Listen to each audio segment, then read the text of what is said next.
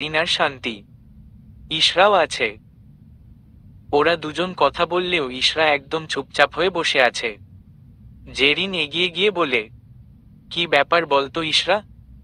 বেশ কদিন ধরেই দেখছি তুই একদম চুপচাপ হয়ে গেছিস। সিয়ান ভাইকে মিস করছিস? জেরিনের কথায় চমকে তাকালো ইশরা। দুপাশে মাথা নাড়িয়ে বলল, না। দেখ, একদিন দুই দিন ধরে তো আর আমি তোকে চিনি না, অনেক দিন ধরেই চিনি। আমি বেশ বুঝতে পারছি তুই সিয়ান ভাইকে মিস করছিস। যদি ভালোবেসে থাকিস তাহলে ওনাকে বলে দে। দুজনে এভাবে দুদিকে কষ্ট পাওয়ার মানে কি? নিজেও কষ্ট পাচ্ছিস, সিয়ান ভাইকেও কষ্ট দিচ্ছিস। ইশরা নিজেও অবাক হচ্ছে। আসলেই তো এই ছেলেকে এত মিস করছে কেন? সিয়ান নেই বলে এত অস্থির অস্থির লাগছে কেন? ভার্সিটিতে পড়াশোনায় কোন কিছুতেই মন বসছে না। ভীষণ অস্থির অস্থির লাগছে। মনে হচ্ছে সিয়ান থাকলেই অস্থিরতাটা কেটে যেত। তাহলে কি ও সত্যিই সিয়ানকে ভালোবেসে ফেলেছে? মনে মনে এসব ভাবলেও মুখে বলল, আমি ওনাকে ভালোবাসতে যাব কেন? আমি ওনাকে ভালোবাসি না। দেখ, যতই মুখে জোর করেই বলিস না কেন ভালোবাসিস না, কিন্তু তোকে দেখে আমার মনে হচ্ছে তুই সিয়ান ভাইকে ভালোবাসিস, ওনাকে মিস করছিস। ইশরা উঠে চলে যায়। 3-4 দিন পরের কথা। আজকে সিয়ানদের রেজাল্ট দিবে, সেজন্য আজকে একটু আগেই চলে এসেছে সিয়ান। আজকেই হয়তো লাস্ট যাওয়া হচ্ছে ভার্সিটিতে, তাই ফ্রেন্ডদের সাথে আড্ডা দিতে আগেই চলে যায়। ভার্সিটিতে ঢুকতেই মুখোমুখি হয় সিয়ান আর ইশরা। সিয়ান ইশরার দিকে এক পলক তাকিয়ে পাশ কাটিয়ে চলে যায়। ইশরার কেমন যেন বুকে চিনে চিনে ব্যথা অনুভব হয়। কেন যেন ইশরা এটা মেনে নিতে পারছে না যে সিয়ান ওকে ইগনোর করছে। এই 1 মাসে বেশ বুঝতে পারছে যে ও সিয়ানকে ভালোবেসে ফেলেছে, কিন্তু মুখে স্বীকার করছে না। তার কারণ ফারাজ। ও নিজের ভাইকে ভীষণ ভয় পায়। ফারাজ যদি একবার জানতে পারে ও সিয়ানকে ভালোবাসে তাহলে ওকে আস্ত রাখবে না। সেদিন সানভীর থেকে সিয়ানের কথাগুলো শোনার পর থেকেই সিয়ানের জন্য অন্যরকম একটা ফিলিংস কাজ করে ওর মনে। আর এই কদিনে সিয়ানের বন্ধুরা ওকে নানানভাবে বুঝিয়েছিল। সবকিছু মিলিয়ে ও বুঝতে পেরেছে সিয়ান ওকে সত্যিই ভালোবাসে। আর তারপর এই 1 মাসে সিয়ানের শূন্যতায় বুঝতে পেরেছে যে ও নিজেও সিয়ানকে ভালোবেসে ফেলেছে। এসব ভাবনার মাঝেই জেরিন এসে বলে, কি হলো, এভাবে দাঁড়িয়ে আছিস কেন? না, কিছু না। আচ্ছা চল আমার সাথে, বলে জেরিন টানতে টানতে ওকে সিয়ানদের কাছে নিয়ে যায়। এখানে সিয়ান আর ওর বন্ধুরা আড্ডা দিচ্ছে। তাছাড়া ভার্সিটির আরও কিছু ছেলে মেয়েরাও ওখানেই ছিল। ওরা সবাই মাঠের মাঝখানে গোল হয়ে বসে আছে। জেরিন ইশরাকে এখানে আনতেই ইশরা চলে যেতে চায়। জেরিন জোর করে ইশরাকে বসিয়ে দিয়ে পাশে নিজেও বসে পড়ে। সিয়ান হাতে গিটার নিয়ে বসে আছে। ও মোটামুটি ভালোই গান গায়। ভার্সিটির বিভিন্ন অনুষ্ঠানে এর আগেও গেয়েছিল। আর আজকে সিয়ানদের রেজাল্ট দিবে, ভার্সিটির শেষ দিন বলে ছেলে মেয়েরা মিলে আবদার করে সিয়ানের থেকে গান শুনবে। জিহাদ বলল, নে এবার শুরু কর। সিয়ান গিটারে আওয়াজ তুলে গাইতে শুরু করল। আমি যে ভালোবাসি তোমায় তা বোঝো না, যা খুশি বলে বলুক লোকে আর তা মানি না। চায় মন যে তোমাকে, এ মন যে চায় তোমাকে, চায় মন তোমায়, এ মন চায় তোমায়। এই চাওয়া পাওয়ার জীবনে সবই বেদনার। চায় মন যে তোমাকে, এ মন যে চায় তোমাকে, চায় মন তোমায়, এ মন চায় তোমায়। পুরো গানটা শেষ করে সিয়ান। গানটা শেষ করার পরে সিয়ানের চোখ যায় ইশরার দিকে। চোখাচোখি হয় দুজনের। তৎক্ষণাৎ সিয়ান চোখ সরিয়ে নেয়। সিয়ান যতক্ষণ গানটা গাইছিল পুরোটা সময় ইশরা সিয়ানের দিকেই তাকিয়েছিল। একটা মেয়ে সিয়ানকে আবদার করে আরেকটা গান গাইবেন প্লিজ ভাইয়া। সিয়ান বলে, সরি গাইস, আজ উঠি, আবার কখনো ভার্সিটি আসলে গাইব, বলে উঠে দাঁড়িয়ে ওর বন্ধুদের সাথে চলে যায়। ইশরা এখনো সিয়ানের দিকে তাকিয়ে আছে। জেরিন ওকে হালকা ধাক্কা দিতেই ও হুঁশে ফিরে। জেরিন দুষ্টুমি মাখা হাসি দিয়ে বলে, কিরে এতক্ষণ ধরে সিয়ান ভাইয়ের দিকে ওভাবে কি দেখছিলি বলতো? ইশরা আমতা আমতা করে বলে, কোথায়? কিছু না। জেরিন ঠোঁট চেপে হেসে বলে, সব দেখেছি আমি। সব বুঝি, কিন্তু মুখে নাই বলিস তুইও যে সিয়ান ভাইকে ভালোবাসিস সেটা বুঝতেই পারি। ভালোই যখন বাসিস তখন ভাইয়াকে বলে দে। রাখো তোর ফালতু কথা, সর এখান থেকে, বলে জেরিনকে ধাক্কা দিয়ে উঠে চলে যায় ইশরা। সিয়ানের রেজাল্ট খুবই ভালো এসেছে। ওর সাথে সাথেই সানভিকে ফোন করে জানায়। তারপর ঈশানকে ফোন করে, কংগ্রাচুলেশন, তো এবার রিটার্ন ট্রিটটা কবে দিবি? ভেরি শুন, খুব তাড়াতাড়ি রাঙ্গামাটি আসছি। ওকে, মনে থাকে যেন। হ্যাঁ হ্যাঁ, মনে থাকবে। ওকে, রাখছি। পেশেন্ট দেখছি আমি। বাড়ি গিয়ে কথা হবে বাই। Okay bye. বাড়িতে যাওয়ার পর ঘুমিয়ে গিয়েছিল ইশরা। শান্তির ফোনে ঘুম ভাঙ্গে ওর। হ্যালো, কি হয়েছে বল? আজকে তো জেরিনের বার্থডে, মনে নেই? ওর বাসায় যেতে হবে তো। আচ্ছা ঠিক আছে, আসছি আমি। তারপর আড়মোড়া ভেঙ্গে বিছানা থেকে উঠে ওয়াশরুমে চলে যায় ইশরা। ওয়াশরুম থেকে বেরিয়ে এসে একটা কালো রঙের কুর্তি পরে নেয়। বরাবরের মতো চুলগুলো ছেড়ে ঠোঁটে হালকা লিপস্টিক দিয়েই বেরিয়ে পড়ে। জেরিনের বার্থডে পার্টির পর খাওয়া দাওয়া শেষ করে আসতে আসতে অনেকটা রাত হয়ে যায়। রাস্তাঘাটও বেশ শুনশান, কোন গাড়িও নেই যে ও বাড়িতে যাবে। আর ফারাজ আর ওর বাবা আজকে ঢাকায় একটা কাজে গেছে। ঝড়ো হাওয়া বইছে, আকাশে মেঘ ডাকছে। ইশরা দ্রুত গতিতে পা চালাচ্ছে, কিন্তু তার মধ্যেই ঝমঝমিয়ে বৃষ্টি নেমে আসে। ইশরা একটা ছাউনির নিচে গিয়ে দাঁড়ায়। কিছুক্ষণ বাদেই কিছু বখাটে ছেলে এসে ওকে বাজে দৃষ্টিতে দেখতে থাকে, যার কারণে ইশরা সেই ছাউনির নিচ থেকে বেরিয়ে আসে। ছেলেগুলোও পিছনে পিছনে হাঁটছে। তা দেখে ইশরা দ্রুত হাঁটতে থাকে। পিছন ফিরে দেখে ছেলেগুলোও দ্রুত গতিতে আসছে, তাই এই ঝমঝম বৃষ্টির মধ্যেই ইশরা দৌড়ানো শুরু করে। দৌড়াতে দৌড়াতে হঠাৎই ইশরা একটা গাড়ির সামনে চলে আসে। গাড়িটা জোরে ব্রেক কষে। গাড়ির সামনে ইশরাকে দেখে সিয়ান নেমে আসে। সিয়ানকে দেখেই ছেলেগুলো উল্টো ঘুরে দৌড় দেয়, কারণ ছেলেগুলো সিয়ানকে ভালো করেই চেনে। বন্ধুদের জোড়াজড়িতে ওদের সবাইকে নিয়েই সিয়ান আজকে রেস্টুরেন্টে গিয়েছিল ট্রিট দিতে। সানভিকেও বলেছিল, কিন্তু সানভি বলেছে ও আজকে নিজে বাড়িতে রান্না করবে, তাই যায়নি। রেস্টুরেন্ট থেকে ফেরার পথে ইশরা এভাবে গাড়ির সামনাসামনি চলে আসায় জোরে ব্রেক কষে সিয়ান। সিয়ানের পরনের হোয়াইট কালার শার্টটা ভিজে একদম চুপচুপ হয়ে গেছে। সিয়ান গাড়ির দিকে ফিরে ইশরাকে বলে, গাড়িতে ওঠো, তোমাকে বাড়িতে পৌঁছে দিচ্ছি। ইশরার এখন আবার রাগ লাগছে। এখনো সিয়ান ওকে ইগনোর করছে। সেই সকাল থেকেই একের পর এক অ্যাভয়েড সহ্য করছে ইশরা। সিয়ানের এমন বিহেভিয়ারে ভীষণ কষ্ট হচ্ছে। এবার আর নিজেকে দমাতে না পেরে পিছন থেকে গিয়ে সিয়ানকে জড়িয়ে ধরে। ইশরার কাজে সিয়ান ও অবাক হয়ে যায়। ইশরা সিয়ানকে শক্ত করে জড়িয়ে ধরেই বলতে থাকে, আমাকে কেন এভাবে ইগনোর করছেন আপনি? কেন আমার সাথে কথা বলছেন না? আপনার এত অবহেলা তো আমি নিতে পারছি না, বলে কাঁদতে থাকে। সিয়ান এখনো সেভাবেই দাঁড়িয়ে আছে। ইশরা কাঁদতে কাঁদতে বলে, আপনি জানেন গত একটা মাস প্রতিটা দিন প্রতিটা মুহূর্তে আপনাকে মিস করেছি। আপনার একটু দেখবার জন্য আমার মন কতটা ছটফট করেছে। গত একটা মাস আপনার শূন্যতা আমি প্রতি ক্ষণে ক্ষণে অনুভব করেছি।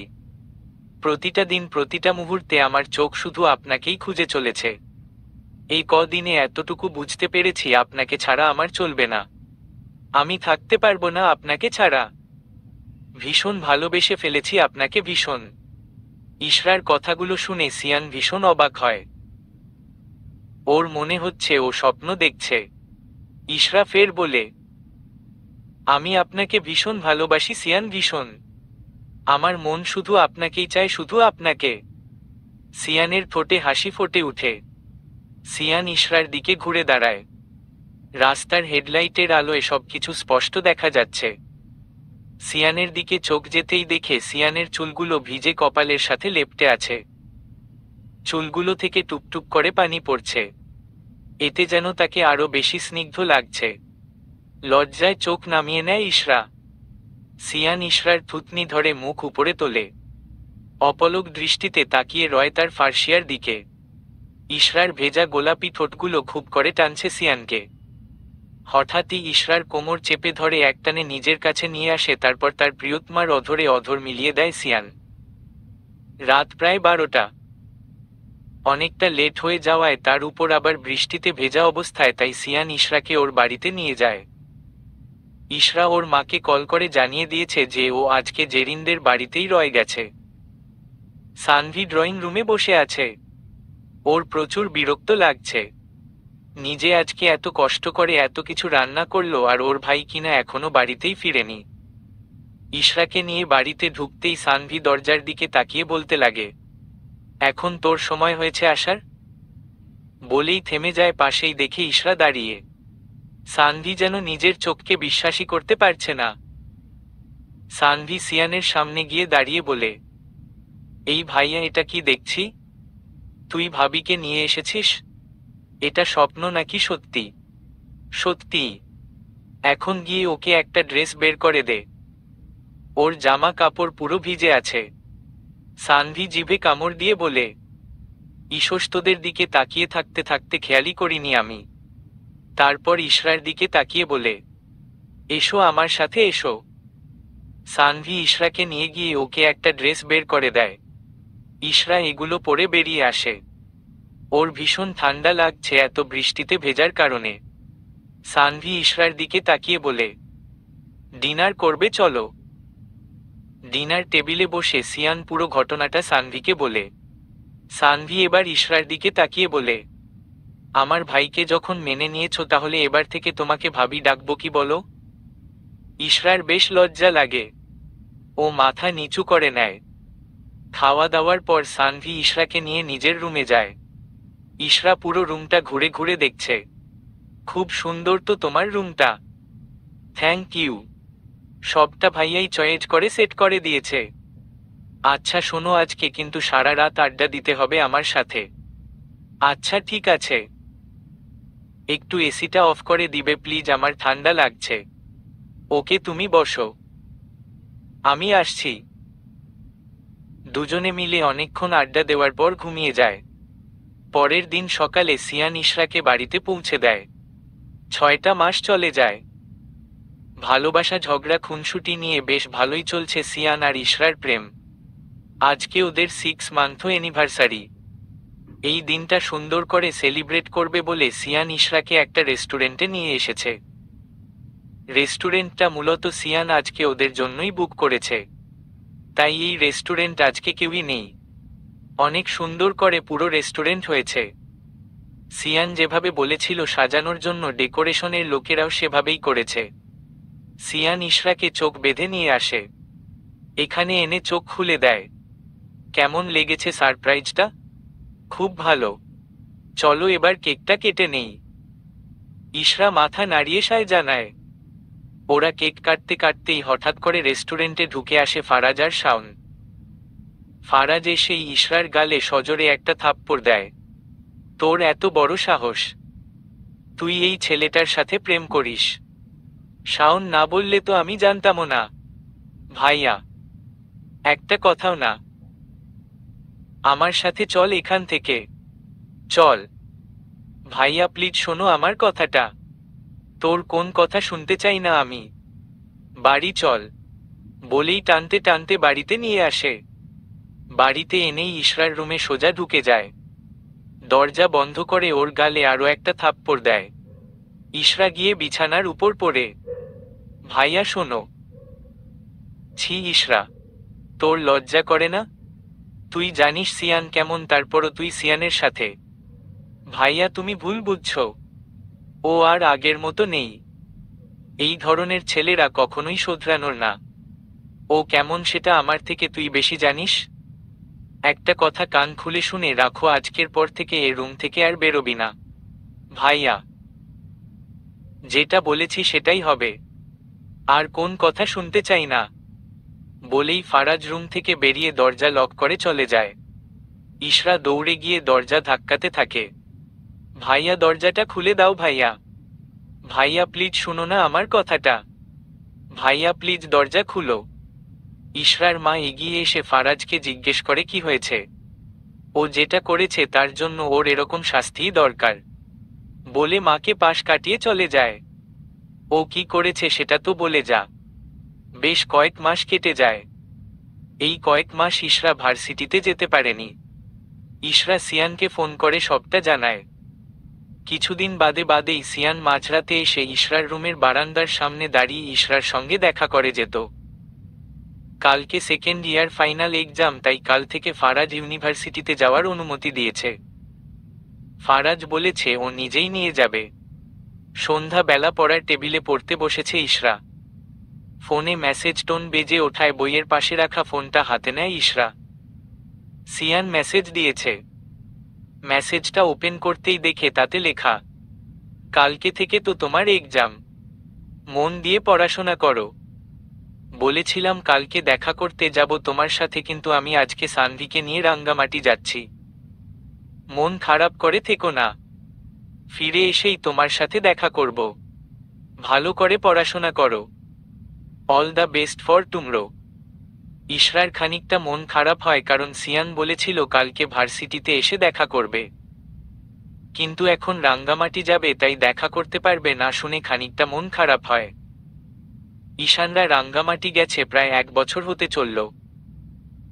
এর মধ্যে এর আগেও কয়েকবার সিয়ান আর সানভি রাঙ্গামাটি গিয়েছে। কয়েকদিন থেকেই আবার চলে এসেছে। ফারাজের সাথে ভার্সিটিতে আসে ইশরা। ইশরাকে পরীক্ষার হলে দিয়ে ভার্সিটির মাঠেই এক কোণে বসে ফোন করে ঈশিতাকে। হ্যালো ঈশিতা, বলেছিলাম আসবো আমি, কিন্তু কদিন আসতে পারবো না, কারণ তুমি তো জানো ইশরার পরীক্ষা, ওকে আনতে নিতে হবে এজন্য। ঈশিতা চুপ করে থাকে। এই কি হলো ঈশিতা, তুমি কথা বলবে না? রাগ করে আছো আমার উপর? তোমার না আসা নিয়ে রাগ করিনি। তাহলে তোমার বোনের ভালোবাসা নিয়ে তুমি এমন করছো কেন? তোমার বোন যাকে ভালোবাসে নিশ্চয় সেও খুব ভালো ছেলে। তোমার বোনকে নিশ্চয়ই খুব ভালোবাসে। হতেই পারে না, ওই ছেলেটা খুবই খারাপ। তুমি কি করে জানো? আচ্ছা আমাকে একটা কথা বলো, এখন তোমার বোন প্রেম করছে দেখে তুমি এমন আটকে রেখেছ? আমার ভাইয়াও যদি জানে আমি তোমার সাথে প্রেম করি, আমার ভাইয়াও যদি এরকম আমাকে ঘর বন্দি করে রাখে, তাহলে তোমার ভালো লাগবে? সবকিছুতে বাড়াবাড়ি ভালো না। প্লিজ তুমি ইশরা আপুর ভালোবাসার ব্যাপারটা মেনে নাও। ফারাজ কিছুক্ষণ চুপ করে বলল, আচ্ছা ভেবে দেখব। ভেবে দেখব না, আজকেই ইশরা আপুকে আর ওই ছেলেটাকে মেনে নিতে হবে, না হলে আমি তোমার সাথে আর কখনো কথা বলবো না। এর মধ্যেই জিহাদ আর সাজিদ এসে ফারাজের সামনে দাঁড়ায়। তোর সাথে কিছু কথা আছে। ফারাজ তখনও ঈশিতার সাথে লাইনে আছে। হ্যালো হ্যালো শোনো। ঈশিতা রাগ করে লাইন কেটে দেয়, ফোন পকেটে ঢুকিয়ে উঠে দাঁড়ায়। তারপর জিহাদ আর সাজিদের সামনে দাঁড়িয়ে বলে, কি বলবি বল। দেখ তুই যেটা করছিস সেটা কিন্তু ঠিক না। এভাবে ওদের দুজনকে দূরে দূরে রেখে লাভটা কি হচ্ছে তোর বলতো? দেখ সিয়ানের ব্যাপারে কোনো কথা শুনতে চাই না আমি। তুই না চাইলেও আজকে শুনতেই হবে। এভাবে ইশরাকে আটকে রেখে তো নিজের বোনটাকেই কষ্ট দিচ্ছিস তুই। তুই বুঝতে পারছিস কি করছিস? দুটো ভালোবাসার মানুষকে আলাদা করে দিয়ে ওদেরকে কতটা কষ্ট দিচ্ছিস। সিয়ান সত্যিই ইশরাকে ভালোবাসে। তুই জানিস না সিয়ান ইশরার জন্য কতটা পাগলামি করেছে। সবকিছু ছেড়ে দিয়েছে, সমস্ত মেয়েদের সাথে যোগাযোগ বন্ধ করে দিয়েছে শুধুমাত্র ইশরার জন্য। একটু বোঝার চেষ্টা কর। ফারাজ কিছু বলে না। সাজিদ বলে, আমরা কেউ মিথ্যে বলছি না। তুই পারলে আরো অনেককে জিজ্ঞেস কর, দেখবি সিয়ানের ব্যাপারে ওরা কি বলে। সিয়ান নিজেকে সত্যিই চেঞ্জ করে নিয়েছে। তুই যেটা করছিস সেটা একদমই ঠিক করছিস না। প্লিজ বোঝার চেষ্টা কর। ফারাজ এবারেও চুপ। মনে মনে ভাবছে, আসলেই আমি আমার বোনটাকে কষ্ট দিয়ে ফেলছি না তো? আসলেও তো ইশরা ভালো নেই, সব সময় মনমরা হয়েই থাকে। ওকে হয়তো এভাবে আটকে রাখাটা আমারও ঠিক হয়নি। না, আজকে গিয়ে সব ঠিক করতে হবে। আমার বোনকে এভাবে আর কষ্ট দিব না আমি। আর ওকে মনমরা হয়ে থাকতে দিব না। ওর মুখে হাসি ফোটাবই। ঈশানদের ফ্ল্যাটে ড্রয়িং রুমে বসে আড্ডা দিচ্ছে ওরা সকলে। ঈশিতা নেই, কলেজে গিয়েছে। এমন সময় ফোন বেজে ওঠায় ফোন হাতে নিয়ে নামটা দেখেই ভ্রু কুঁচকে ফেলে সিয়ান। সিয়ানের এমন রিয়াকশন দেখে ঈশান জিজ্ঞেস করে, কি হলো, কার ফোন? ফারাজের। ফারাজ? হুম। রিসিভ কর। দেখ কি বলে। আচ্ছা, তোরা বসো, আমি আসছি। সিয়ান ড্রয়িং রুম থেকে বেরিয়ে ব্যালকনিতে চলে যায়। ব্যালকনিতে গিয়ে ফোনটা রিসিভ করে। হ্যালো। হ্যালো, কেমন আছিস? কি ব্যাপার বলতো, হঠাৎ আমাকে ফোন দিয়েছিস, আবার কেমন আছি জিজ্ঞেস করছিস? এত কথা বলতে পারবো না। শোন, তোর সাথে ইম্পর্ট্যান্ট কিছু কথা ছিল আমার। কোথায় তুই? কি কথা? আগে বল, কোথায় তুই? তোর সাথে মিট করে তারপর কথা বলতে হবে। যা বলার ফোনেই বল। মিট করতে হবে কেন? কথাটা তোর সাথে সামনাসামনি বলতে হবে। আমি রাঙ্গামাটিতে আছি, 2 দিন বাদে আসছি, তারপর মিট করব। আচ্ছা ঠিক আছে। ফোনটা রেখে সিয়ান অবাক হয়। কি এমন কথা বলবে যার জন্য সামনাসামনি দেখা করতে হবে, সেটাই বুঝে উঠতে পারছে না। ড্রয়িং রুমে আসতেই ঈশান বলে, কিরে, কি বলল? ইম্পর্ট্যান্ট কথা নাকি আছে? দেখা করে বলবে বলেছে। ও আচ্ছা। ফারাজ ভেবেছিল সিয়ানের সাথে দেখা করে ওকে নিয়ে তারপরেই ইশরার কাছে যাবে। এখন তো আরো 2 দিন ওয়েট করতে হবে। নিজের রুম থেকে বের হয়ে ইশরার রুমের সামনে দিয়ে যাওয়ার সময় চোখ পড়ে ইশরার দিকে। মেয়েটা মনমরা হয়ে শুয়ে আছে। ফারাজ এক নজর দেখে চলে আসে। আর 2 দিন কষ্ট কর বোন, তারপর তোকে তোর ভাই আর কষ্ট পেতে দিবে না, প্রমিস। আজকে সিয়ানরা রাঙামাটি থেকে চলে এসেছে। ফারাজকে কল দেয় কোথায় দেখা করতে হবে সেটা জানার জন্য। ফারাজ একটা রেস্টুরেন্টের লোকেশন দিয়ে দেয়। এরপর ইশরার রুমে যায়। কি ব্যাপার, এখনো শুয়ে আছিস? তোকে আধ ঘন্টা আগে বলে গিয়েছিলাম না আমার সাথে বেরোনোর জন্য রেডি হতে? আমার ভালো লাগছে না, আমি কোথাও যাব না।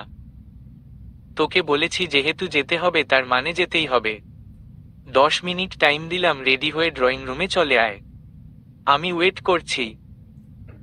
বলেই ফারাজ ড্রয়িং রুমের দিকে চলে যায়। ইশরার মন খারাপ, কিছুই ভালো লাগছে না। তবুও ফারাজের কথা না শুনলে যে রামধমক খেতে হবে সেটা ইশরা ভালো করেই জানে। তাই অনিচ্ছা সত্ত্বেও বিছানা ছেড়ে উঠে দাঁড়ায় ইশরা। আলমারি থেকে সাদা রঙের একটা 3 পিস বের করে পরে নেয়।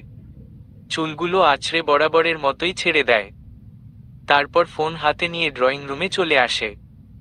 ফারাজ ইশারার দিকে তাকিয়ে বলে, চল। ইশরা জিজ্ঞাসু দৃষ্টিতে মায়ের দিকে তাকায় যে মা কিছু জানে কিনা। ওর মা ওকে চোখ দিয়ে আশ্বস্ত করে জানায় যা সমস্যা নেই। আসলে ফারাজ ওর বাবা আর মাকে সিয়ানের ব্যাপারে বলে। ওনারাও সিয়ানের সাথে ইশরার সম্পর্ক নিয়ে কোন রকম আপত্তি করে না, সবটা মেনে নেয়। ফারাজ গিয়ে বাইকে বসতেই ইশরা ফারাজের পিছনে বাইকে উঠে বসে। মিনিট 20 মাথায় ফারাজ ইশরাকে নিয়ে একটা রেস্টুরেন্টের সামনে এসে থামল। হেলমেট খুলে ইশরাকে বলল, নাম। এখানে? হ্যাঁ এখানে। কিন্তু এই রেস্টুরেন্টে কেন? চল, গেলেই দেখতে পাবি। ইশরা কথা না বাড়িয়ে নেমে গেল। ফারাজ বাইক থেকে নেমে বাইকটা পার্ক করে এসে বলল, চল। ইশরা ফারাজের পিছন পিছন ঢুকল। একটা টেবিলে সিয়ানকে বসে থাকতে দেখে ইশরা অবাক হয়ে গেল। ওর পা থেমে গেল। ফারাজ পেছনে ফিরে এগিয়ে এসে ইশরার হাত ধরে বলল, চল, দাঁড়িয়ে পড়লি কেন? কিছু না। ফারাজ এসে সিয়ান যে টেবিলে বসা ছিল সেই টেবিলের সামনে গিয়ে দাঁড়ালো। সিয়ান ফোনের দিকে তাকিয়েছিল। টেবিলের সামনে কারো উপস্থিতি টের পাওয়ায় মাথা তুলে তাকায়। সিয়ান ও ইশরাকে দেখে ভীষণ অবাক হয়। ফারাজ চেয়ার টেনে বসে সাথে ইশরাকেও বসায়। সিয়ানের দিকে তাকিয়ে বলে, কি হলো, অবাক হচ্ছিস ইশরাকে দেখে? আমিও যখন শাওনের থেকে প্রথম শুনেছিলাম তোরা দুজন দুজনকে ভালোবাসিস, আমিও এমন অবাক হয়েছিলাম। তোকে খুব খারাপ ভাবতাম, তাই জন্য তোর সাথে ইশরার সম্পর্কটা আমি মেনে নিতে পারিনি। ভেবেছিলাম অন্য সব মেয়েদের মতো তুই ইশরাকেও ইউজ করছিস, ইশরাকেও তুই ঠকাচ্ছিস। ইশরাকে ঘর বন্দি করে রেখেছিলাম, ভেবেছিলাম তোর থেকে সরিয়ে আনতে পারলে ইশরা ভালো থাকবে, কিন্তু তার ফল ভালো হয়নি, উল্টো খারাপই হয়েছে। তবুও ভেবেছিলাম এই খারাপ লাগা একসময় কেটে যাবে, কারণ আবেগের বশে মানুষ কত কিছুই না করে। ভেবেছিলাম একসময় ইশরা তোকে ঠিক ভুলতে পারবে, কিন্তু না, উল্টো দিনের পর দিন মনমরা হয়েই বসে থাকতো ঘরের মধ্যে। ওর পড়াশোনারও অনেক ক্ষতি হয়েছে। তারপর সেদিন যখন জিহাদের থেকে জানতে পারলাম তুই আগের মতো নেই, চেঞ্জ হয়ে গেছিস, নিজেকে বদলেছিস শুধুমাত্র আমার বোনের জন্য। আমার বোনটাকে তুই সত্যি সত্যিই ভালোবাসিস। ঠিক সেই মুহূর্তেই রিয়েলাইজ করেছিলাম আমি ভুল ছিলাম, তোরাই ঠিক ছিলি। তারপরে ভেবেছিলাম সেদিনই তোদের এক করিয়ে দিব। তোকে ফোন দেওয়ার পর শুনলাম তুই রাঙ্গামাটিতে, তাই বলেছিলাম দেখা করেই সব বলবো। তারপর ফারাজ সিয়ানের এক হাত ধরে বলল, তুই ইশরার জন্য কি কি করেছিস সব শুনেছি আমি। আমি জানি তুই ইশরাকে সত্যিই ভালোবাসিস, আর এটাও জানি তুই ছাড়া ইশরাকে কেউ ভালো রাখতে পারবে না। আমার বোনটা তোকে ছাড়া কষ্ট পাচ্ছিল, তাই ভাবলাম এসব সিলি বিষয় নিয়ে শত্রুতা রেখে কি লাভ, সবকিছু ভুলে যাওয়াই ভালো। ইশরা আর সিয়ান অবাক হয়ে সবটা শুনছে। তারপর ফারাজ ইশরার এক হাত নিয়ে সিয়ানের হাতে তুলে দেয়। এই নে ধর, তোর ইশরাকে তোকেই দিয়ে দিলাম, এই হাতটা শক্ত করে ধরে রাখবি, কখনো ছাড়িস না প্লিজ। আমার বোনটা তোকে খুব ভালোবাসে, ও তোকে ছাড়া থাকতে পারবে না।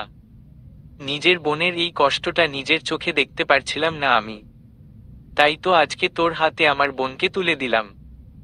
ইশরার কাছে সবকিছু স্বপ্নের মতো মনে হচ্ছে।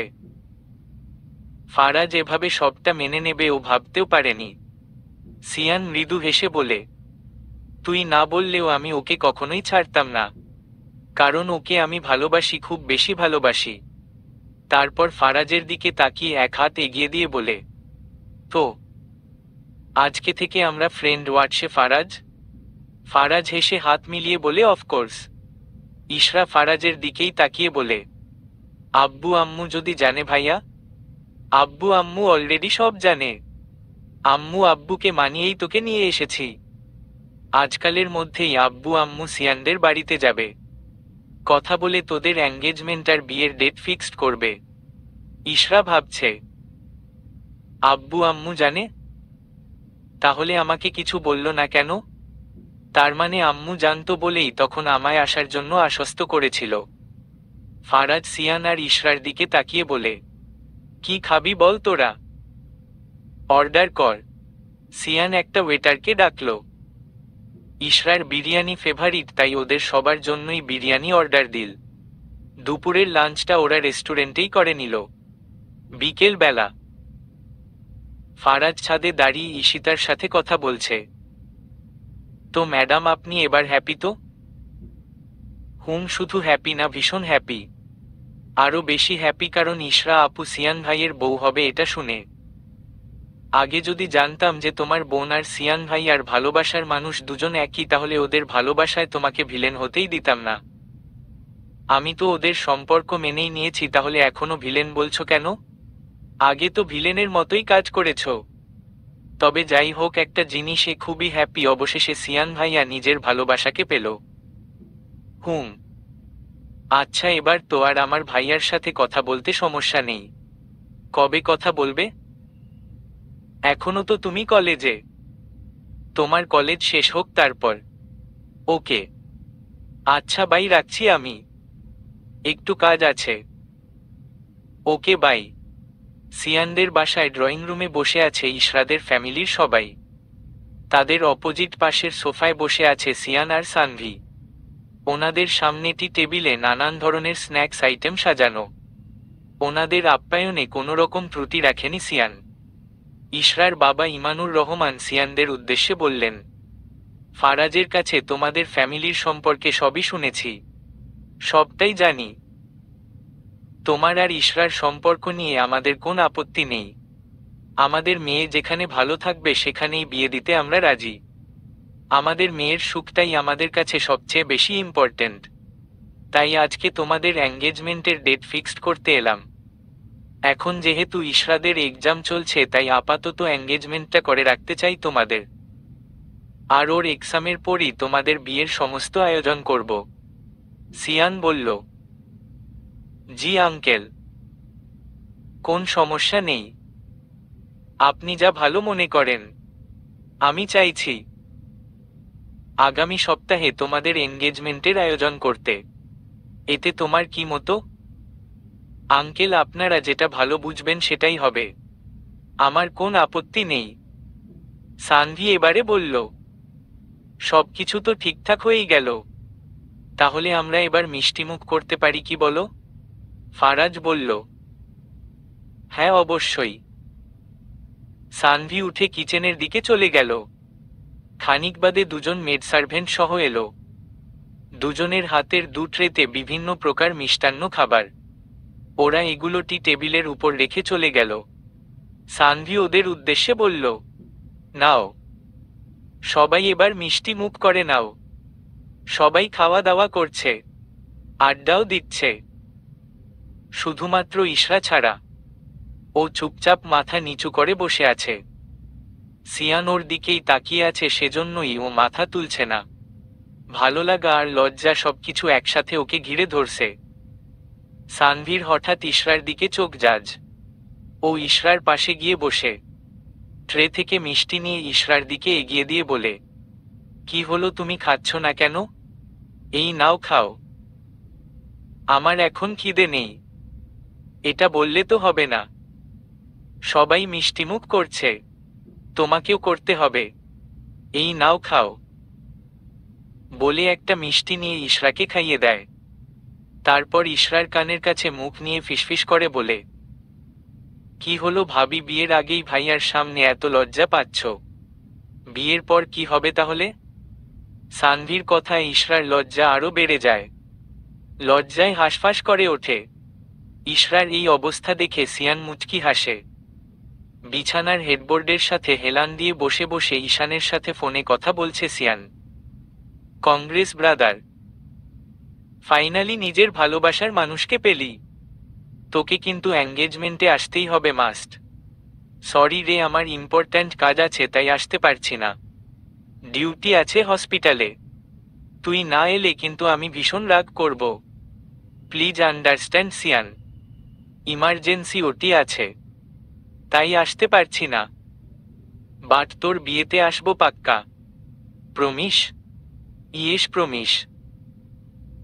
তো এবার তোর ফার্সিয়ার একটা পিক দে, আমরাও দেখি তোর চয়েস কেমন। আসবিই না যখন এঙ্গেজমেন্টেড, তাই এখন ওর কোনো ছবিও পাবিও না। ডিরেক্ট বিয়েতে এসেই ওকে দেখিস। ওকে এজ ইউর উইশ। ডিনার করেছিস? হ্যাঁ, তুই? হুম। তো কি করছিস? এই তো ইউনিফর্ম পরছি, হসপিটালেই আছি। একটু পর আরেকটা অপারেশন আছে। Okay, all the best bro. Bye, talk to you later. Okay bye. Siyan call কেটে ইশরাকে কল দেয়। 2-3 বার রিং হওয়ার পর ইশরা রিসিভ করে বলে, হ্যালো, আসসালামু আলাইকুম। ওয়ালাইকুম আসসালাম। কি করছো ফার্সিয়া? তেমন কিছু না, আপনি? তোমার কথাই ভাবছিলাম। সারাদিন কি এটাই করেন? না মানে, যখনই জিজ্ঞাসা করি কি করেন তখনই এ কথাই বলেন। তুমিই তো আমার সব। তোমাকে ছাড়া কাকে নিয়ে ভাববো বলতো? তোমাকে ভালোবাসি বলেই তো সারাক্ষণ তোমার কথাই আমার মনে পড়ে। চোখ বুঝলেও তোমাকে দেখি, চোখ খুললেও তোমাকে দেখি। যেদিকেই তাকাই সেদিকেই শুধু তোমাকেই দেখি। উফ, আমার আর তরস হইছে না। কিসের জন্য? তোমাকে কাছে পাওয়ার, তোমাকে নিজের করে পাওয়ার জন্য। অপেক্ষা করুন আর কিছুদিনই তো। হুমম, এই অপেক্ষাটাই আর করতে পারছি না। ইচ্ছে তো করেছিল আজই তোমাকে বিয়ে করে একদম আমার কাছে নিয়ে আসি। কিন্তু তোমার বাবার কথার উপরে আর কথা বলিনি। ইশরা ঠোঁট চেপে মৃদু হাসে। ছেলেটা সত্যিই একদম ওর জন্য পাগল। হঠাৎই সিয়ান স্লো ভয়েসে বলে, ফার্সিয়া। ইশরা কেঁপে ওঠে। এমনভাবে ফার্সিয়া বলাতে হার্টবিট বেড়ে যায় ইশরার। সিয়ান যখনই ফার্সিয়া বলে ডাকে তখনই ইশরার এমন ফিল হয় সবার থেকে আলাদা নামে ডাকে কিনা। ইশরা কাঁপা কাঁপা গলায় জবাব দেয়, হুম। তোমার থেকে নিজেকে আর দূরে রাখতে পারছি না। কবে যে বিয়েটা হবে আমাদের, তারপর তোমাকে চোখের সামনে বসিয়ে রেখে একটু মন ভরে দেখতে পারবো, সব সময় নিজের কাছে রাখতে পারবো। আর কোন দূরত্ব থাকবে না আমাদের মাঝে। নো ডিস্টেন্স বিটুইন আসো। খানিকটা থেমে আবারও বলে, ফার্সিয়া, ইদানিং না কেমন একটা তোমাকে হারানোর ভয় হয়। মনে হয় তোমাকে যদি আমি হারিয়ে ফেলি কিচ্ছু হবে না। আমি তো আপনাকে ছেড়ে কোথাও যাচ্ছি না, তবুও কেন জানি বিয়েটা না হওয়া অবধি আমার মনে কিছুতেই শান্তি লাগছে না।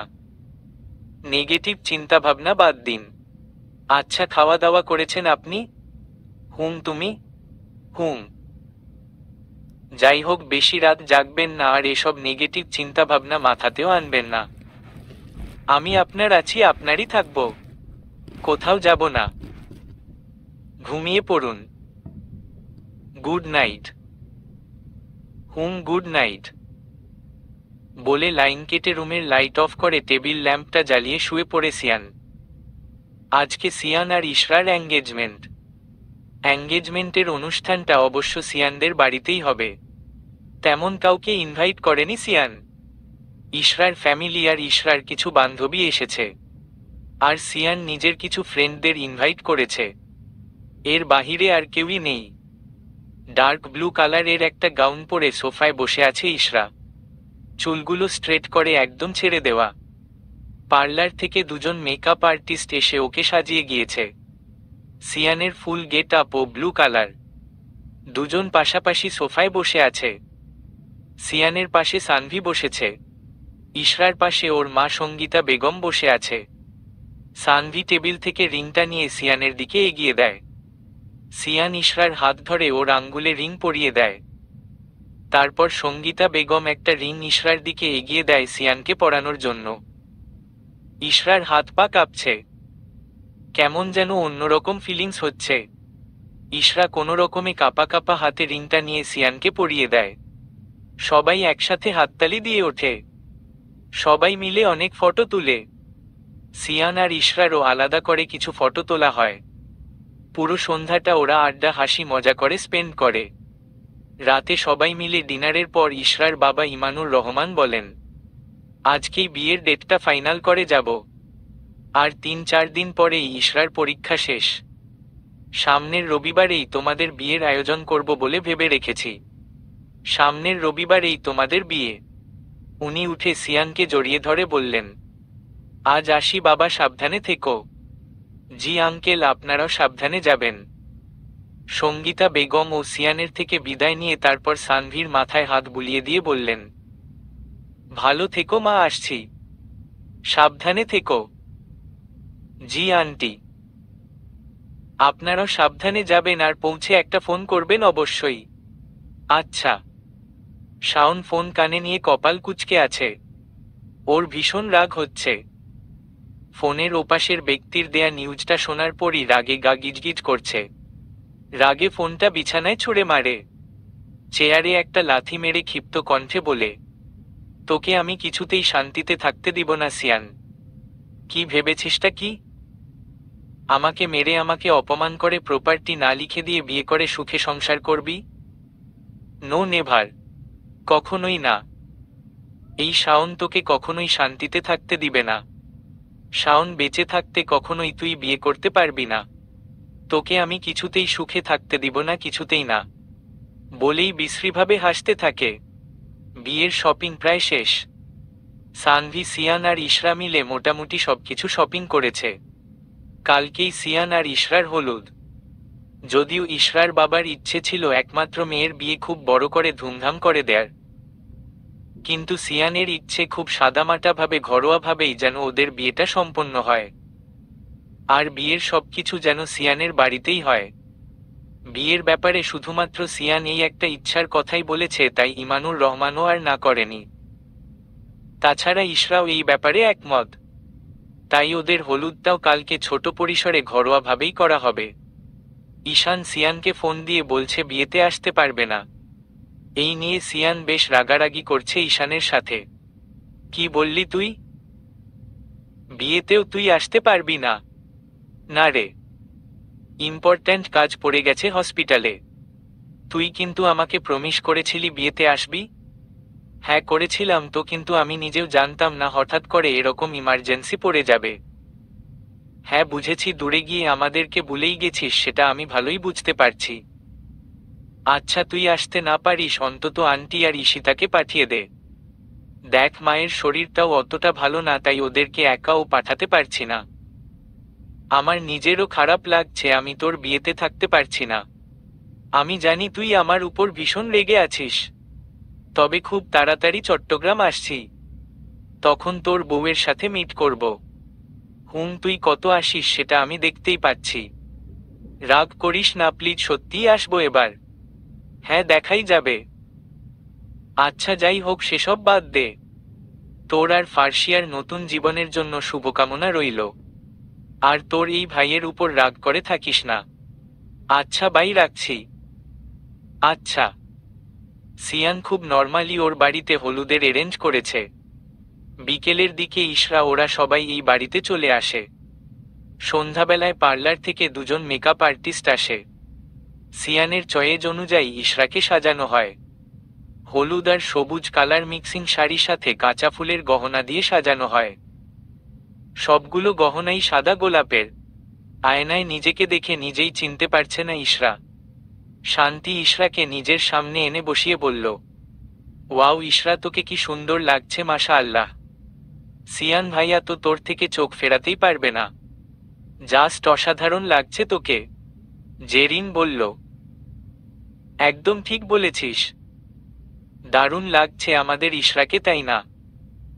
সঙ্গীতা বেগম রুমে এসে বললেন, তোদের হলো?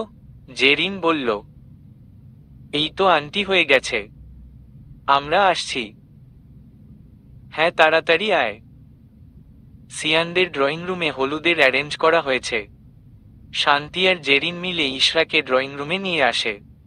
সিয়ানের পাশে সোফায় বসায়। সিয়ানের পরনে হলুদ রঙের পাঞ্জাবি। ওর সব ফ্রেন্ডরাও হলুদ রঙের পাঞ্জাবি পরেছে। জেরিন আর শান্তি ওরাও শাড়ি পরেছে। সানভিকেও বলেছিল শাড়ি পরতে, কিন্তু সানভি শাড়িতে কমফোর্টেবল না, প্লাস ও পরতেও পারে না, সেজন্য ও হলুদ রঙের চুড়িদার পরেছে। একে একে সবাই এসে ওদের দুজনকে হলুদ লাগায়। হলুদ পর্ব শেষে খাওয়া দাওয়া করে সিয়ান আর ইশরার ফ্রেন্ডরা চলে যায়। ইশরা আর সানভি একই রুমে শুয়ে পড়ে। ইশরা খুব টায়ার্ড থাকায় শুয়ে পড়ার সাথে সাথেই ঘুমিয়ে যায়, কিন্তু সানভির চোখে ঘুম নেই। ওর ভীষণ মন খারাপ হচ্ছে ঈশানরা আসবে না বলে। কিছুতেই ঘুম আসছে না। ইচ্ছে করছে ঈশানের সাথে কথা বলতে, কিন্তু ঈশানকে কল দিলে আবার কিনা কি মনে করে, সেই ভেবে কখনো কল দেয়া হয়নি। কিন্তু আজ ভীষণ ইচ্ছা করছে কথা বলার। অনেকক্ষণ ভেবে সানভি ঠিক করে ঈশানকে কল করবে। বালিশের পাশ থেকে ফোন নিয়ে কাঁপা কাঁপা হাতেই ঈশানের নাম্বারে ডায়াল করে। দুবার কল হতেই ঈশান রিসিভ করে। হ্যালো সানভি, কেমন আছো? এই তো আলহামদুলিল্লাহ, আপনি কেমন আছেন? আলহামদুলিল্লাহ। এত রাতে ফোন দিলে? কোন সমস্যা হয়েছে নাকি? না কিছু হয়নি। আমি ভাবলাম কিনা কি হয়েছে, কারণ রাঙ্গামাটি আসার পর থেকে তো তুমি কখনো আমাকে ফোন দাওনি, তাই তোমার ফোন পেয়ে একটু আমি অবাক হয়ে গিয়েছিলাম। আসলে আপনাদের খুব মিস করছিলাম, তাই। আমিও তোমাদের সবাইকে মিস করছি। তোমার ভাই তো আমার উপর একদম রেগে আছে কাল আসতে পারছি না বলে। আপনারা কাল আসলে অনেক খুশি হতাম। আমিও তো চেয়েছিলাম আসতে, কিন্তু ইমার্জেন্সি আছে হসপিটালে, সেজন্য আসতে পারছি না। তবে কিছুদিনের মধ্যেই চট্টগ্রাম আসছি। কবে আসছেন? শিওর না, তবে কিছুদিনের মধ্যেই আসব। তো এত রাতে না ঘুমিয়ে কি করছো? রাত জাগা কিন্তু ভালো না। সানভি অন্যমনস্ক হয়ে বলে, আপনার কথাই ভাবছিলাম। ঈশান অবাক হয়ে বলে, মানে? না মানে আপনাদের কথাই ভাবছিলাম আর কি। আপনি কি করছেন? আমি হসপিটালে আছি। একটু আগে একটা অপারেশন শেষ করে ওটি থেকে বের হলাম। ওহ আচ্ছা। ঘুমিয়ে পড়ো। কালকে তো আবার সিয়ানের বিয়ে। ভালো থেকো, গুড নাইট। গুড নাইট, আপনিও ভালো থাকবেন। কল কেটে ফোন বালিশের পাশে রেখে সানভি চোখ বন্ধ করে। ঈশানের সাথে কথা বলতে পেরে ওর একটু হলেও এখন শান্তি লাগছে। কিছুক্ষণ এপাশ ওপাশ করতে করতে সানভি ঘুমিয়ে যায়। আজকে সিয়ান আর ইশরার বিয়ে। সকাল থেকে ইমানুর রহমান আর ফারাজ বিভিন্ন কাজে ব্যস্ত হয়ে পড়েছে। সঙ্গীতা বেগমেও বিভিন্ন জিনিস দেখাশোনা করছেন। সকালে নাস্তার পর ইশরাকে সাজানোর জন্য গতকালকের মেয়ে দুজনই আসে। ইশরার ইচ্ছে ছিল বিয়েতে একদম আনকমনভাবে সাজার জন্য। ওর প্রিয় রং সাদা আর বেগুনি, তাই ও সাদা আর বেগুনি মিক্সিং একটা জর্জেট শাড়ি কিনেছে বিয়েতে পরানোর জন্য, সাথে ম্যাচিং গহনা। খুব নর্মালভাবেই মেয়ে দুটো সাদা বেগুনি শাড়িটা ওকে সুন্দর করে পরিয়ে দিয়ে একটা ন্যাচারাল ব্রাইডাল লুক ক্রিয়েট করে দেয়। ইশরা ফুল রেডি। খুব নর্মাল একটা ব্রাইডাল লুক, বাট এতেই অনেক সুন্দর লাগছে ওকে দেখতে। ইশরাকে সাজানোর পর সঙ্গীতা বেগম ওর জন্য খাবার নিয়ে রুমে আসে। নিজের হাতে মেয়েকে খাইয়ে দেয়। খাওয়ানোর পরে ইশরাকে ড্রয়িং রুমে নিয়ে যায়। সিয়ান ও খাওয়া দাওয়া কমপ্লিট করে ড্রয়িং রুমে এসে বসে। এখানেই ওদের বিয়ে পড়ানো হবে। সিয়ানের পরনে সাদা রঙের একটা পাঞ্জাবি। এই পাঞ্জাবিটা ইশরা নিজে পছন্দ করে কিনেছে। সঙ্গীতা বেগম হাত ধরে ইশরাকে সিয়ানের পাশে বসায়। সমস্ত কিছু ঠিকঠাক করার পর সিয়ানকে বলা হয় কবুল বলার জন্য। সিয়ান কবুল বলার পর এবার ইশরার বলার পালা।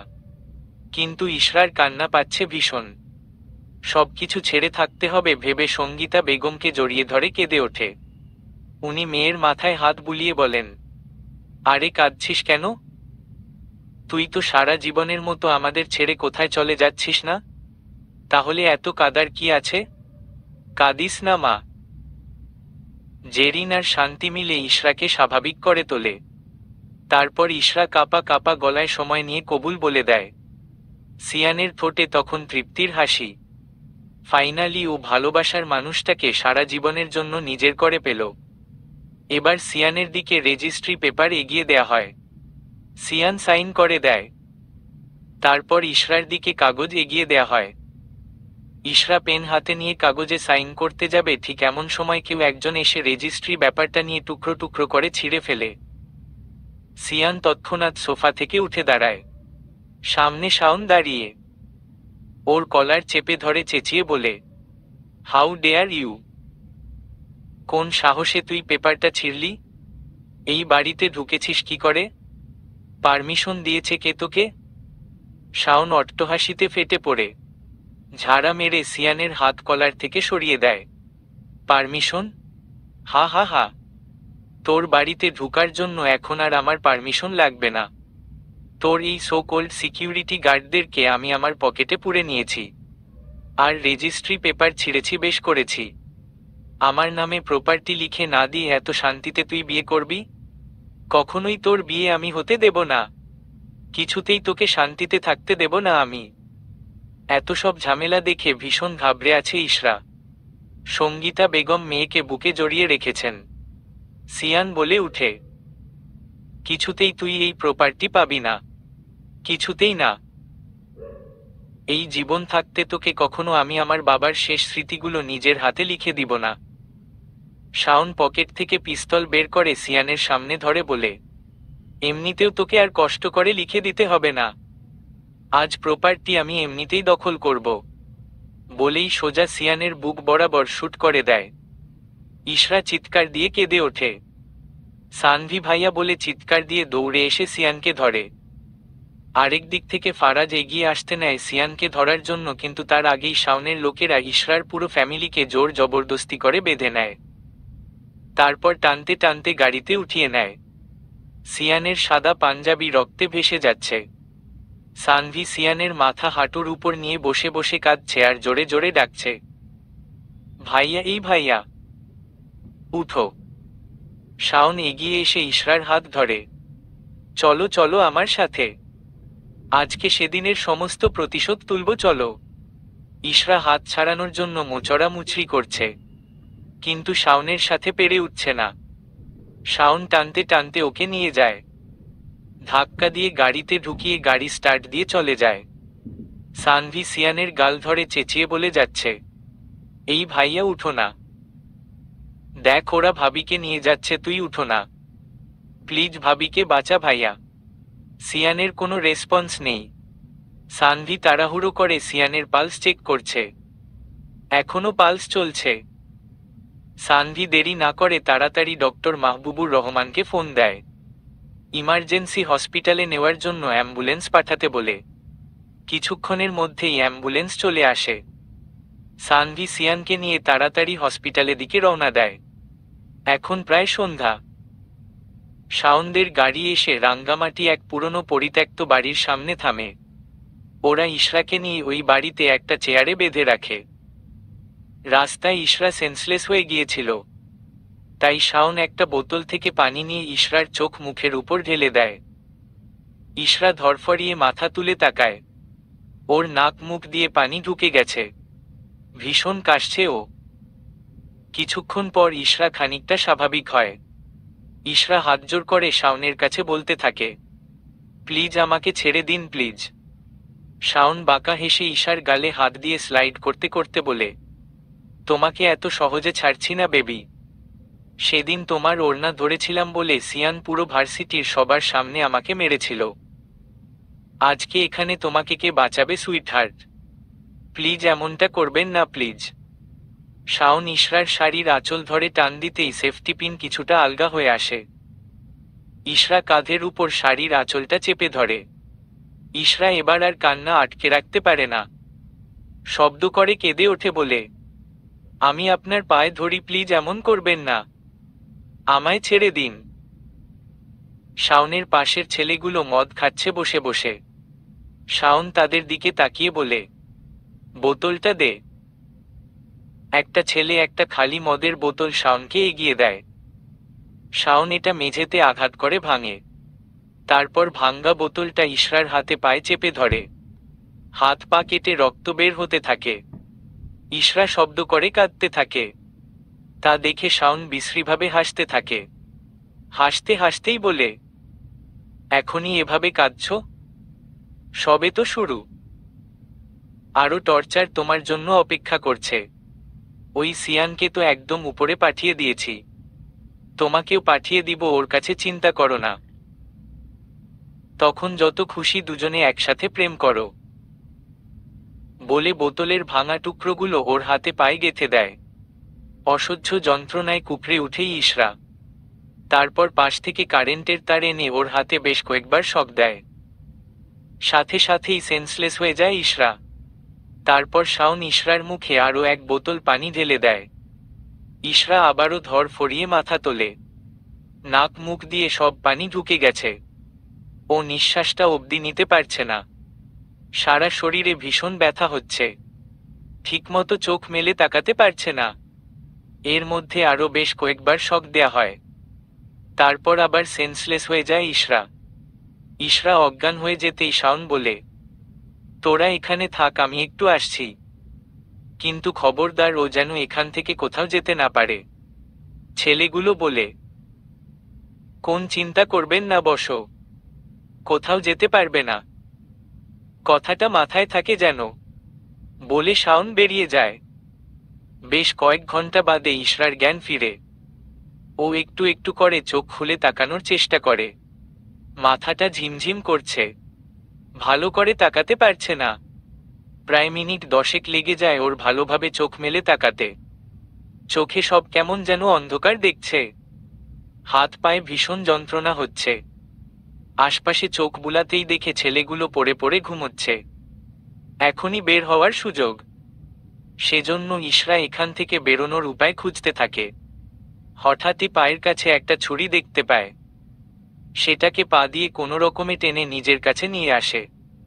তারপর পা দিয়েই এটাকে কিছুটা তুলে কোনো রকমে হাতে নিয়ে নেয়। দুই হাত একসাথে বাঁধা। কিছুতেই খুলতে পারছে না। অনেকক্ষণ ধরে মোচড়ামুচড়ি করছে।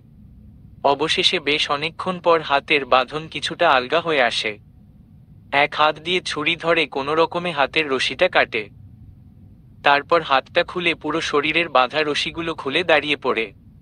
মাথা ঘুরে পড়ে যেতে নেয়। কোনো রকমে চেয়ার ধরে দাঁড়ায়। বেশিক্ষণ এখানে দাঁড়ানো যাবে না। যে কোন সময় শাওন এসে পড়লে ও আর বের হওয়ার সুযোগ পাবে না। তাই ইশরা বেরোনোর দরজা খুঁজতে থাকে। অবশেষে পিছনের একটা ভাঙ্গা বেড়ার দরজা ঠেলে বেরিয়ে আসে ইশরা। আশেপাশে কোন বাড়ি ঘর নেই যে কারো কাছ থেকে সাহায্য চাইবে। পুরো এলাকা পাহাড় দিয়ে ঘেরা। রাস্তায় তেমন আলো নেই। তার মধ্যে সারারাত বৃষ্টিও হয়েছিল। রাস্তা ভীষণ পিচ্ছিল হয়ে আছে। সারা শরীরে এখনো কাচের টুকরো গাঁথা। হাঁটতে ভীষণ কষ্ট হচ্ছে ওর। এরকম আস্তে আস্তে হাঁটলে ওরা যে কোনো সময় ধরে ফেলবে। তাই ওই ভাঙ্গা বাড়ির এলাকা থেকে কোনো রকমে এলোমেলো পায়ে দৌড়ে বেরিয়ে আসে ইশরা। বড় লম্বা রাস্তা শুনশান। কোনো গাড়ি নেই। আকাশে থেকে থেকে এখনো মেঘ ডাকছে। চোখে কিছু দেখতে পাচ্ছে না ইশরা। ওর মাথায় এখন একটা জিনিসই ঘুরছে, যে করেই হোক এখান থেকে পালাতে হবে। ওদের হাতে আর পড়া যাবে না, কারণ ওদের হাতে পড়লে ওরা ওকে মেরেই ফেলবে। এলোমেলো পায়ে দৌড়ানো শুরু করে ইশরা। দৌড়াতে দৌড়াতে এসে ঈশানের গাড়ির সামনে পড়ে। আর তারপরেই ঈশান ওকে হসপিটালে নিয়ে যায়। বর্তমান সেদিনের পর কেটে যায় আরো 1.5 মাস। এই 1.5 মাসে ইশরা মোটামুটি সুস্থ। শুধুমাত্র স্মৃতিটাই এখনো ফিরেনি। ঈশিতা আর সেলিনা বেগম ভীষণ ভালোবাসা, ভীষণ আদর যত্নে আগলে রেখেছে। ঈশানের ও বেশ ভালো লাগে ইশরাকে। হয়তো ভালোবেসে ফেলেছে। এই ব্যাপারটা অনেকদিন ধরেই লক্ষ্য করছে সেলিনা বেগম। ঈশান আজ বাড়িতেই আছে।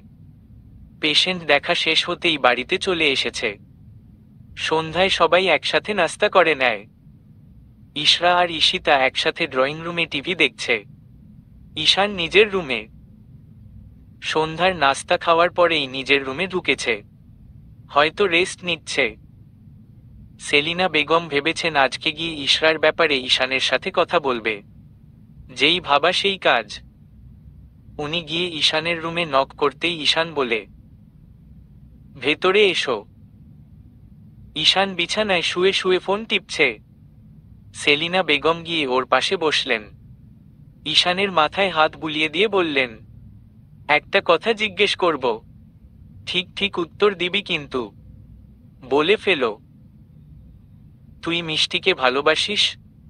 মায়ের এমন প্রশ্নে ঈশান ফোন থেকে চোখ তুলে মায়ের দিকে তাকায়।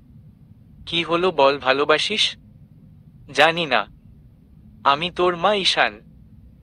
সবই বুঝি। তুই যদি মিষ্টিকে ভালোবেসে থাকিস তাহলে তোর সাথে মিষ্টির বিয়ে দিতে আমার কোন আপত্তি নেই। আমাদের সবারও মিষ্টিকে ভীষণ পছন্দ। কি সুন্দর দেখতে, নম্র ভদ্র, সত্যিই লক্ষ্মী একটা মেয়ে। তুই যে মিষ্টিকে পছন্দ করিস সেটা কিন্তু আমরা বুঝি। কি আমি ঠিক বললাম তো? ঈশান মুচকি হেসে সেলিনা বেগমকে জড়িয়ে ধরে বলে, হুম। জানো মা, ওকে দেখার পর জীবনে প্রথম ভালোবাসা নামক জিনিসটাকে ফিল করলাম।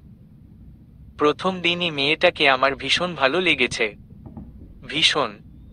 প্রথম থেকেই ওকে আমি ভালোবেসে ফেলেছি। সেলিনা বেগম নিজের থেকে ছেলেকে ছাড়িয়ে নিয়ে বলে, তাহলে আর কি? এই কথাটা বলতে এতক্ষণ লাগে আমাকে। তাহলে আগামী সপ্তাহের মধ্যেই তোদের বিয়ে ঠিক করব কেমন?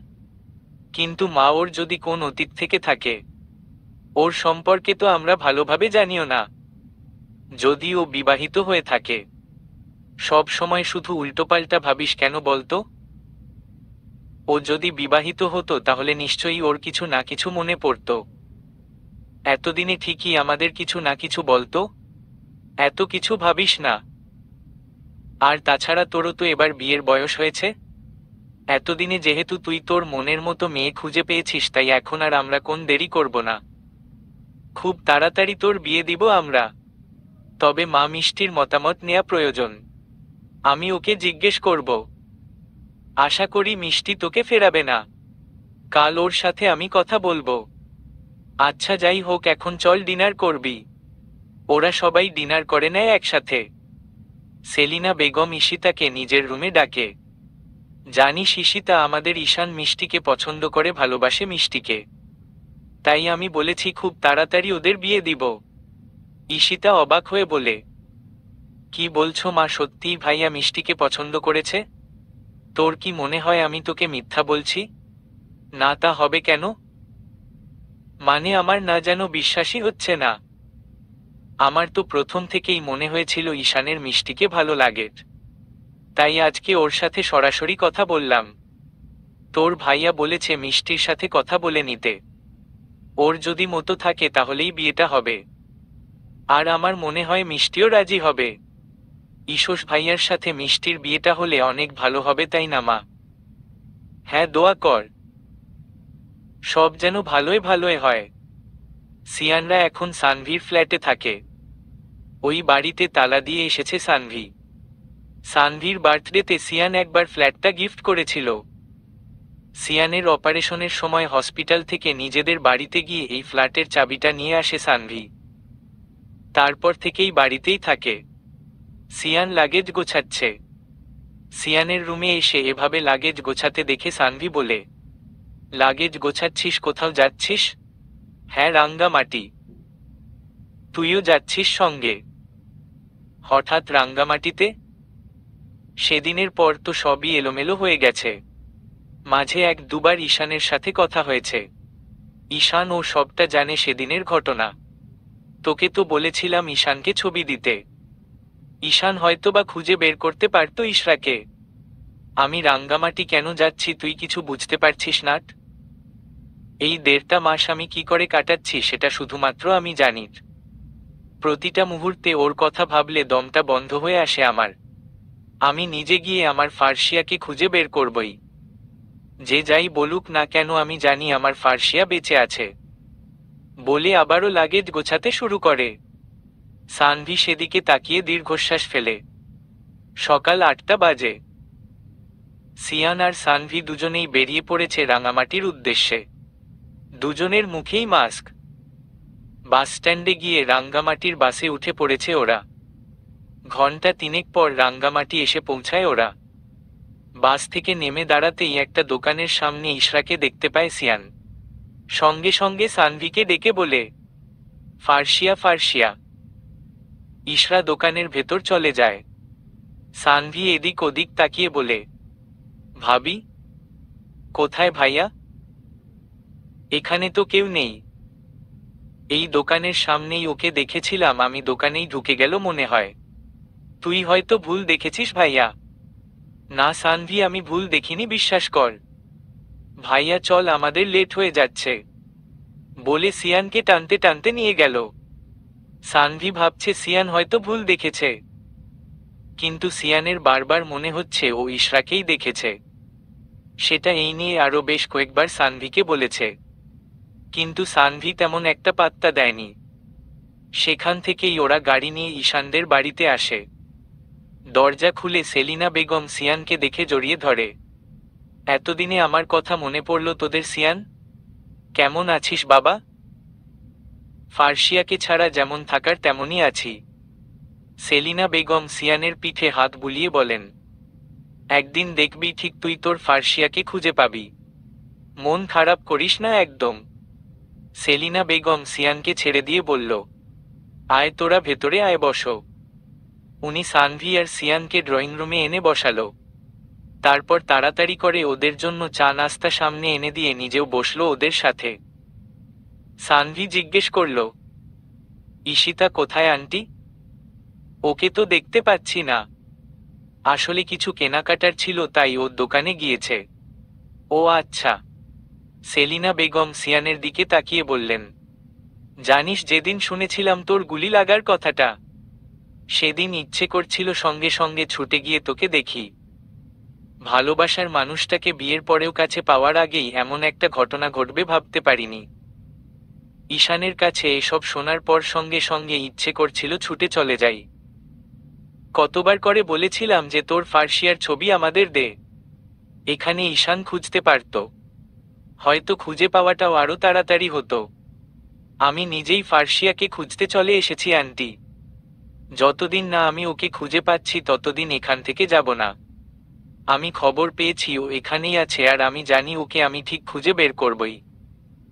যতদিন লাগে লাগুক, এবার ওকে নিয়েই ফিরব। সব সময় একটা দোয়াই করি, তুই যেন ফার্সিয়াকে খুঁজে পাস, একসঙ্গে যেন ভালো থাকতে পারিস। যা বাবা, তোরা রুমে যা, রেস্ট নে। অনেকটা পথ এমনিতেই জার্নি করে এসেছিস। ঈশান দুপুরেই ফিরবে। ঈশান ফিরলে আমি তোদের ডেকে দিব। এখানে আসলে সিয়ান সব সময় ঈশানের সাথে থাকে, তাই ও ঈশানের রুমে ফ্রেশ হতে চলে যায়। ফ্রেশ হয়ে বিছানায় গা এলিয়ে দিতেই ঘুমিয়ে পড়ে। সানভিও রুমে গিয়ে শাওয়ার নিয়ে রেস্ট নেয়। দুপুর হতেই সেলিনা বেগম এসে দুজনকে ডেকে তুলে লাঞ্চ করার জন্য। দুজনে এসে লাঞ্চ টেবিলে বসে। সিয়ান বলে, ঈশান আসেনি এখনো? না, ওর আসতে বিকেল হয়ে যাবে। আমাদের একা একা খেতে ভালো লাগবে না, তুমিও বসো আন্টি, আর ঈশিতাকেও ডাকো। ভাইয়ের মতো বোনও বাড়িতে নেই। এই মেয়েটা বেরোলেই শুধু ব্যাপারটা হয়ে যায়। বাড়িতে ফেরার কথা ভুলেই যায়। এখন তো মিষ্টিও আছে। মিষ্টিকে নিয়ে বেরোলে তো আরো আগেই মনেই থাকে না যে বাড়ি বলতে কিছু আছে। সানভি ভ্রু কুচকে বলে, মিষ্টি? মিষ্টি আবার কে? ওহ, তোদের তো বলতেই ভুলে গেছিলাম, আজকে 1-1.5 মাস মতো একটা মেয়ে আমাদের বাসায় থাকে। ভারী মিষ্টি দেখতে, কথাবার্তাও অনেক ভালো। মেয়েটাকে ঈশান রাস্তায় পেয়ে নিয়ে ট্রিটমেন্ট করে সুস্থ করেছে। মেয়েটার স্মৃতি চলে যাওয়ায় ওর কিছু মনে নেই, তাই আপাতত আমাদের বাড়িতেই আছে। ও আচ্ছা। সানভি আর সিয়ান ব্যাপারটা নিয়ে অতটা মাথায় ঘামায় না। সেলিনা বেগম ওদের খাবার বেড়ে দিচ্ছে। আজকেও বরাবরের মতোই সেলিনা বেগম ওদের প্রিয় খাবারগুলোই রান্না করেছে। বিকেলের দিকে ঈশান বাড়িতে এসে সিয়ানদেরকে দেখে অবাক হয়ে যায়। হোয়াট এ সারপ্রাইজ ব্রো, তোরা কখন এলি? একটা বার তো ফোন দিতে পারতি। কেন এমনি আসতে পারি না তোর বাসায়? ফোন দিতেই হবে? আরে আমি কি সেটা বলেছি? আমি বলেছি যে তোরা ফোন দিয়ে আসলে আরো আগেই বাড়িতে চলে আসতাম। আগে আগে ফোন দিয়ে ডিস্টার্ব করার কোনো দরকার আছে? হসপিটালের কাজ সেরে এসেছিস, সেটাই তো ভালো করেছিস। নিজের ডিউটি তো আগে, রাইট? পেশেন্ট তো দুপুরেই দেখা শেষ। কিন্তু অদিতি অনেক জোর করে ধরে বেঁধে ওর বাসায় নিয়ে গিয়েছিল, সেজন্য আসতে বিকেল হয়ে গেছে। রাতে একটা অপারেশন আছে, সন্ধ্যার পর আবারও বের হতে হবে। সানভি আনমনেই প্রশ্ন করল, অদিতিকে? আমাদের হসপিটালের একজন নার্স, যথেষ্ট সম্মান করে, ভালোবাসে প্রথম থেকে। মা আর ঈশিতার সঙ্গে একদিনেই মিশে গেছে, বাড়িতেও এসেছিল কয়েকবার। সেলিনা বেগম ঢুকতে ঢুকতে বললেন, হ্যাঁ, অদিতি মেয়েটা বড্ড ভালো, অনেক ভালোবাসে আমাদের। ওর মা নেই, তাই আমি ওকে মায়ের মতোই ভালোবাসি, আর অদিতিও আমাদের ভীষণ ভালোবাসে। সানভির মুখ ভার হয়ে যায়। ঈশান বলে, তোরা বস, আমি এক্ষুনি ফ্রেশ হয়ে আসছি। মিনিট 15 বাদে ঈশান ফ্রেশ হয়ে আসে। সেলিনা বেগম ততক্ষণে বিভিন্ন প্রকার স্ন্যাক্স এনে হাজির করেছে। ঈশান সোফায় বসে বলে, তো বল, কি খবর তোর? ফার্সিয়ার কোনো খোঁজ পেয়েছিস? উহু না, এখনো কোনো খোঁজ পাইনি। তবে একটা খবর এসেছে আমার কাছে। ফার্সিয়া এই রাঙামাটি শহরেই আছে। ওকে শাওন রাঙ্গামাটিতেই এনেছিল। তোকে এজন্যই বলেছিলাম আমাকে পিক দিতে। আমি খুঁজে বের করে ফেলতে পারতাম আরো আগেই। সে না হয় বুঝলাম, কিন্তু আজকে না একটা ঘটনা ঘটেছে। আমরা যখন বাস স্ট্যান্ড থেকে নামলাম তখন একটা শপিং মলের দোকানের সামনে ফার্সিয়ার মতো কাউকে যেন দেখলাম। সানভিকে ডেকে দেখানোর আগেই মেয়েটা মেবি দোকানের মধ্যে ঢুকে গিয়েছিল। তুই দোকানে যাসনি? চেয়েছিলাম যেতে, কিন্তু সানভি বলল আমি হয়তোবা ভুল দেখেছি। তখন সানভির কথায় ভেবেছিলাম হয়তো বা ভুল দেখতেও পারি, কিন্তু এখন মনে খটকা লাগছে, ওইটা সত্যিই ফার্সিয়া ছিল না তো। এখানে তো আরো একটা মিস্টেক করে ফেললি। তোর উচিত ছিল সঙ্গে সঙ্গে দোকানে গিয়ে মেয়েটার খোঁজ নেয়া। তার মধ্যেই ঈশিতা ভিতর থেকে ড্রয়িং রুমে আসে। এসেই সানভিকে জড়িয়ে ধরে বলে, কেমন আছো আপু? অনেকদিন ধরেই তোমাদের সবাইকে মিস করছিলাম। আমরাও তোমাদের মিস করছিলাম, তাই তো চলে এলাম। আচ্ছা ইশরাপুর কি খবর? তোমরা পেয়েছো ইশরাপুকে? ভাবিকে খুঁজতেই এবার এসেছি। সেলিনা বেগম ঈশিতাকে বলল। কিরে মিষ্টি কোথায়? ওকে নিয়ে আয়। আসলে সারাদিন ঘোরাঘুরি পর ও টায়ার্ড হয়ে ঘুমিয়ে গেছে। মিষ্টির কথা মনে হতেই সানভি কিছু একটা ভাবল। তারপর সেলিনা বেগমকে জিজ্ঞেস করল, আচ্ছা আন্টি, তোমরা মিষ্টি নামে যে মেয়েটাকে পেয়েছিলে, বলেছিলে 1-1.5 মাস হবে, সেটা ঠিক কবেকার ঘটনা বলতো? ঈশান বলল, ওইটা তো সিয়ানের বিয়ের দিনের ঘটনা। সিয়ানের যেদিন বিয়ে হয় সেদিন আমার ওটি ছিল, যার জন্য আমি সিয়ানের বিয়েতে যেতে পারিনি। সেদিন ওটি শেষ করতে করতে মাঝরাত হয়ে যায়, প্রায় রাত 2টো বাজছিল। তখনই ফেরার পথে মেয়েটা হঠাৎ করে দৌড়াতে দৌড়াতে এসে রাস্তায় আমার গাড়ির সামনে পড়ে। সানভি জিজ্ঞাসু দৃষ্টিতে ঈশানের দিকে তাকিয়ে বলে, পরনে কি ছিল মেয়েটার? ঈশিতা বলে, মিষ্টির পরনে সেদিন সাদা বেগুনি রঙের একটা জর্জেট শাড়ি ছিল, সাথে কিছু গহনাও ছিল। যখন মিষ্টির জ্ঞান ফিরে তখন মিষ্টি হাতের একটা আংটির দিকে তাকিয়ে কেমন অস্বাভাবিক আচরণ করছিল। ও মাথা চেপে ধরে অনেকক্ষণ মনে করার চেষ্টা করেছিল। বারবার বলছিল এই আংটিটা, শাড়িটা, গহনাগুলো ওর খুব কাছের জিনিস। সিয়ান, সেলিনা বেগম সবাই সানভি, ঈশান আর ঈশিতার কথাগুলো বেশ মনোযোগ দিয়ে শুনছে। সিয়ান উত্তেজিত হয়ে বলে, আন্টি ঈশিতা, তোমরা শাড়ি গহনাগুলো একটু নিয়ে আসতে পারবে প্লিজ? সেলিনা বেগমের মন খারাপ হয়ে যায়। উনি মনে মনে ভাবছে, মিষ্টিই যদি ফার্সিয়া হয় তাহলে তাহলে ঈশানের কি হবে? ঈশান কি করে নিজের ভালোবাসা ভুলে যাবে? একদিকে সিয়ান, একদিকে ঈশান, উনি যে কি করবে কিচ্ছু বুঝতে পারছে না। সানভি আবারও বলছে, আন্টি প্লিজ শাড়ি গহনাগুলো একটু নিয়ে এসো, আমরা দেখতে চাই। ঈশিতা একবার ওর মায়ের দিকে তাকায়, একবার ঈশানের দিকে তাকায়। কারণ মিষ্টি ছাড়া ওরা সবাই জানে যে ঈশান মিষ্টিকে ভালোবাসে আর খুব তাড়াতাড়ি মিষ্টির সাথে ঈশানের বিয়ে হবে। ঈশান চোখের ইশারায় ঈশিতাকে সবগুলো জিনিস নিয়ে আসতে বলে। ঈশিতা দৌড়ে গিয়ে সমস্ত শাড়ি গহনা সবকিছু ওয়ার্ড্রব থেকে নামিয়ে আনে।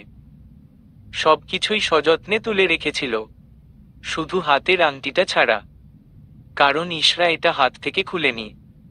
ওয়ার্ড্রব থেকে শাড়ি গহনাগুলো এনে ড্রয়িং রুমের টি টেবিলের উপর রাখে। শাড়ি গহনাগুলো হাতে নিয়ে উল্টে পাল্টে দেখেই সিয়ানের চোখে জল চলে আসে, সঙ্গে ভীষণ খুশিও হয়। সানভি শাড়ি গহনাগুলো ধরে উল্টে পাল্টে দেখে বলে, ভাইয়া, এই ভাইয়া, এগুলো তো ভাবির বিয়ের শাড়ি। সেদিন তো ভাবি এগুলোই পরেছিল। সিয়ান শাড়ি সোফায় রেখে ঝাপটে জড়িয়ে ধরে ঈশানকে। ঈশানকে জড়িয়ে ধরেই কাঁদতে কাঁদতে বলে, থ্যাঙ্কস দোস্ত, থ্যাঙ্কস। সারা জীবন আমি তোর কাছে কৃতজ্ঞ থাকবো ঈশান।